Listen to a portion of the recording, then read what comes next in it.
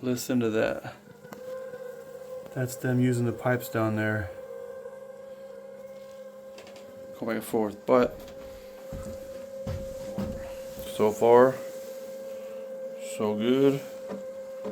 From the outside, I did look, and they are utilizing the pipes. Don't want to crush you guys.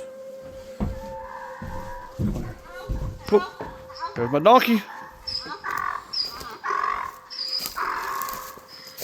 Just for visual out here and kind of the way it sounds.